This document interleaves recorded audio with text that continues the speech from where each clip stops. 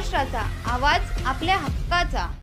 नवा आवाज महाराष्ट्र न्यूज चॅनलमध्ये आपले स्वागत आहे. तर पाहूया आजच्या महत्त्वाच्या काही घडामोडी. डोंबिवलीच्या खोनी पलावा परिसरातील हाय प्रोफाईल इमारतीवर छापा मारत 2,12,00,000 किमतीचा जवळपास 2 किलो MD ड्रग्ज जप्त करत ड्रग्ज तस्करी करणाऱ्या 3 आरोपींना बेड्या ठोकल्या आहेत. आरोपींमध्ये 2 पुरुष आणि 1 तरुणीचा समावेश असून तिन्ही आरोपी मुंब्राचे रहिवासी असून डोंबिवलीतील हाय प्रोफाईल इमारतीत फ्लॅट भाड्याने घेत MD ड्रग्जची विक्री करत होते.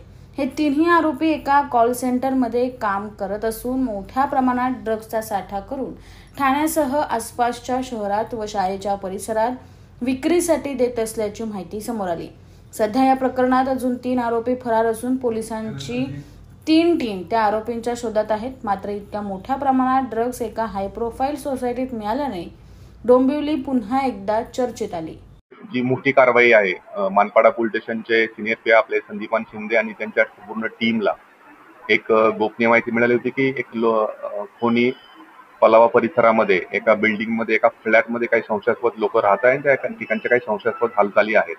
त्या अनुषंगाने पोलीस स्टेशनचे PI चोपडे, त्यांचे एक कल्पना पाटील, PI गुंड आणि त्यांच्या सर्व टीमने त्या ठिकाणी रात्री जाऊन सर्च केला असता लेट नाईट. त्या ठिकाणी आपल्याला 3 आरोपी त्या ठिकाणी त्या फ्लॅटमध्ये मिळाले आणि पूर्ण फ्लॅटचीच पूर्ण झडती घेतली असता त्या ठिकाणी आपल्याला MD साधारणपणे 1900 ग्रॅमपेक्षाही जास्त MD ते मिळालेलं आहे आणि त्याची किंमत 2 कोटीपेक्षाही जास्त आहे.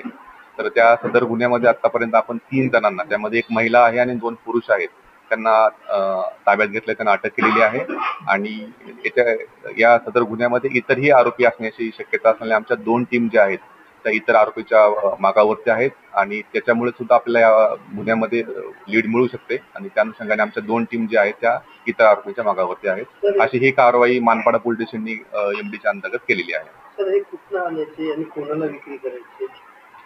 साधारणपणे त्या ठिकाणी करत असताना जे आरोपी आपल्याला मिळालेले आहेत त्यांच्या प्राथमिक तपासावरून ते वेगवेगळ्या ठिकाणी याचा सप्लाय करत असण्याबाबतची आम्हाला इन्फॉर्मेशन आहे आणि त्याच्यामध्ये माल आणणारे हा एक ग्रुप वेगळा आणि विकणारे ग्रुप वेगळे, अशा प्रकारचं यांचं पूर्ण हे रॅकेट त्या ठिकाणी चालत होतं असं आमच्या प्राथमिक तपासामध्ये निष्पन्न झालेलं आहे. आता काल रात्रीच लेट नाईट गुन्हा दाखल केलेला आहे, तरी सुद्धा इतरही काही आरोपी त्यामुळे अजूनही निष्पन्न होतील. त्यामुळे पूर्णपणे रॅकेट कशा प्रकारे चालत होतं त्याच्यावरती आपण आधी बोलू शकतो. पर्यंत 2 पुरुष आणि 1 महिला आरोपींना सध्या याच्यामध्ये ताब्यात घेऊन त्यांना अटक केलेली आहे आणि इतरही आपले 2 ते 3 आरोपी याच्यामध्ये अजूनही निष्पन्न होत आहेत.